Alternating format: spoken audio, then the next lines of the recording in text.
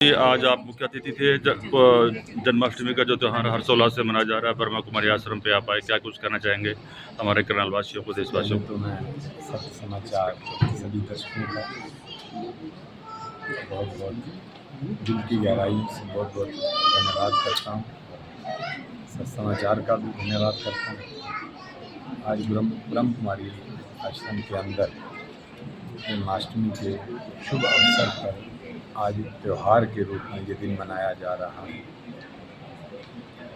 इस मौके पर, इस त्यौहार के उत्सव पर मैं सभी प्रदेशवासियों को, सभी देशवासियों को बहुत बहुत बधाइयाँ और शुभकामनाएं देना चाहता हूँ। और आज भगवान श्री कृष्ण का कल जैसे जन्मदिन है, उस उपलक्ष्य में एक दिन पहले जन्माष्टमी का उत्सव आज यहाँ ब्रह्म कुमारी आश्रम में मनाया गया और मुझे यहाँ आमंत्रित किया गया। मैं अपने आप को बहुत ही सौभाग्यशाली मानता हूँ कि मुझे इस कार्यक्रम का हिस्सा बनने का अवसर मिला। और जिस तरह से मैं प्रेम दीदी का बहुत बहुत धन्यवाद करता हूँ कि उन्होंने मुझे यहाँ बुलाया। और आज इस पावन दिन के अवसर पर सभी जो यहाँ पर भगतजन थे, उनके बीच में मुझे अपनी बात भी कहने का अवसर मिला। और जैसा कि आज ये तो यहाँ पे तो ज्ञान बँट रहा है, अब वो ज्ञान कौन कौन ले पाता है, ये भी एक भाग्य की बात होती है। मैं तो ये मानता हूँ कि जो भी यहाँ पर इस आश्रम के अंदर इस ज्ञान को प्राप्त करने आते हैं, वो सारे ही इस ज्ञान को प्राप्त करें, अध्यात्म के साथ जुड़ें। जिस तरह से बच्चों ने प्रस्तुति दी, ये उनको हमारी संस्कृति और सभ्यता से जोड़ने का एक मात्र अवसर है। और मैं प्रार्थना भी करूँगा आपके माध्यम से सभी अभिभावकों को कि वो अपने बच्चों को अपनी संस्कृति से, अपनी सभ्यता से और अपने धर्म से यूँ ही जोड़े रखें, ताकि वो उनका जो रास्ता है वो एक रास्ता उज्ज्वल, उनके भविष्य को उज्ज्वल करे वो रास्ता। इतना ही आपको कहूँगा। बहुत बहुत धन्यवाद सर, विधानसभा का चुनाव सिर पर है, कांग्रेसी आप नेता हैं, तो आप बताएं ज़रा करनाल वासियों को कि अगर आपको टिकट मिलता है तो क्या कुछ करने वाले हैं, क्या कुछ विकास कार्यों की बात करें, या हम अगर ये कहें कि भ्रष्टाचार और क्राइम और बहुत सारी चीज़ें बढ़ रही है। लगा कल भी जंजाड़ी में एक महिला का 2 दिन से वो जली हुई है, उसका पर्चा दर्ज नहीं किया गया। बहुत सारी ऐसी घटनाएं लगातार हो रही है, तो प्रशासन पर कोई किसी प्रकार की लगाम नहीं है, तो किस तरह से देखते हैं इस चीज़ को? देखिए, पिछले 10 साल से यहाँ पर भाजपा की सरकार है, लेकिन इस हमने जो हमारे हरियाणा प्रदेश की जनता ने जो सोच कर इनको लगातार 10 वर्ष तक इन्होंने 2 बार सत्ता में लाने का कार्य किया है, आज कहीं ना कहीं प्रदेश का हर वासी अपने आप को ठगा हुआ महसूस कर रहा है। आप देख ही रहे हैं कि क्राइम दिन प्रतिदिन किस प्रगति से बढ़ रहा है, महंगाई किस प्रगति से बढ़ रही है और बेरोजगारी किस प्रगति से बढ़ रही है। ये आप सभी से कोई ऐसी बात नहीं है कि ये आपसे कोई छुपी हुई बात है या लोगों से छुपी हुई बात है। आज जनता त्राही तराही कर रही है, इतनी ज़्यादा परेशान है इस सरकार से, क्योंकि पिछले 10 साल के अंदर हालांकि 2 मुख्यमंत्री यानी खट्टर जी को भी बदला गया, लेकिन 6 महीने के लिए सैनी साहब भी आए, लेकिन वो भी प्रदेश की जनता को किसी प्रकार का कोई राहत देने का काम नहीं करके गए हैं। क्राइम की बात करें तो आज व्यापारियों को हर रोज़ कहीं ना कहीं फिरौती के लिए, आज ही मेरे संज्ञान में एक मामला आया है कि करनाल मोटर के जो संचालक हैं निंदी जी, स्वीटी जी, उनको किसी गैंगस्टर की फिरौती के लिए एक मतलब फिरौती मांगी है उन्होंने। आप खुद ही देख लीजिए। और पीछे डॉक्टर कमल चराया हैं श्री राम हॉस्पिटल में, उनको फिरौती के लिए फ़ोन आया।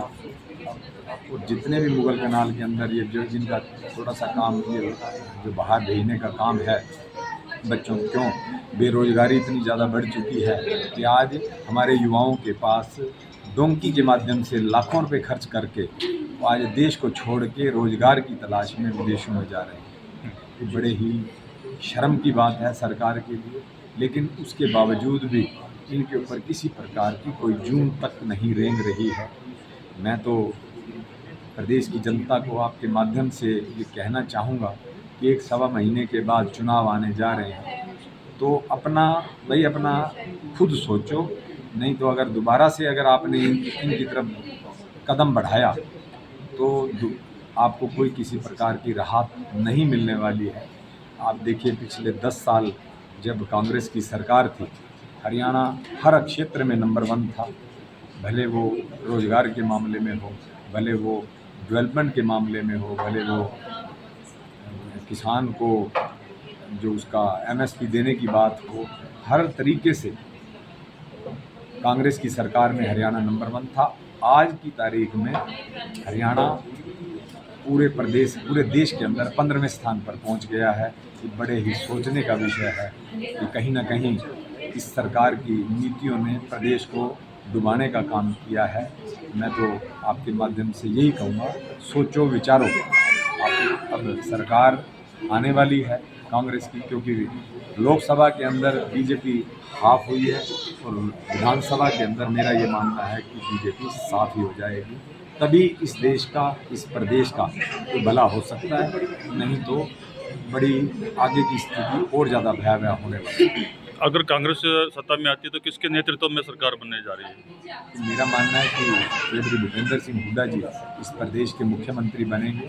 जिस तरह से उन्होंने पीछे 10 साल देश के अंदर हरियाणा प्रदेश को नंबर 1 बनाने का कार्य किया, उसी प्रकार से दोबारा से हर क्षेत्र में, भले वो डेवलपमेंट के मामले में और रोजगार के मामले में, महंगाई को कम करने का काम, जो हमारे किसान भाइयों को राहत पहुँचाने का काम हो, व्यापारियों के लिए, कर्मचारियों के लिए, आम जनमानस के लिए जो काम हुड्डा साहब की सरकार में हुए थे उनको अच्छे बढ़िया तरीके से दोबारा से किया जाएगा और हरियाणा को नंबर 1 किया जाएगा।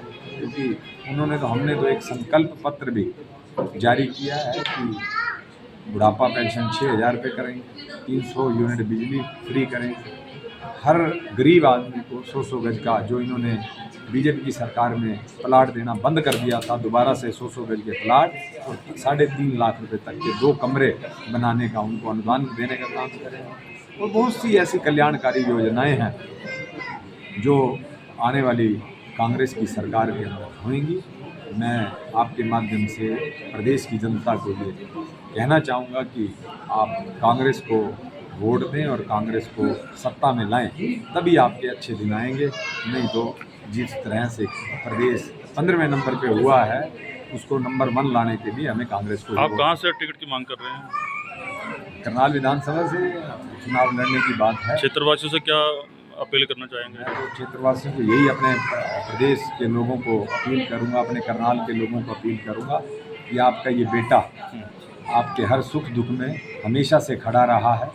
और जब मैं डिप्टी मेयर था, 5 साल जो करनाल के डेवलपमेंट के लिए जो काम मैंने किए हैं वो आपके सामने है, कोई इसमें कुछ छुपी हुई बात नहीं है। भले वो ओपन एयर प्रोजेक्ट हो, ओपन एयर जिम का प्रोजेक्ट हो, जो आज करनाल से उसकी शुरुआत हुई थी, जो आपके आशीर्वाद से करनाल के अंदर पहला ओपन एयर जिम लगवाया गया था। उसके बाद पूरे हरियाणा प्रदेश के शहरों के अंदर, पूरे हिंदुस्तान के अंदर वो प्रोजेक्ट लागू हुआ है। आज हर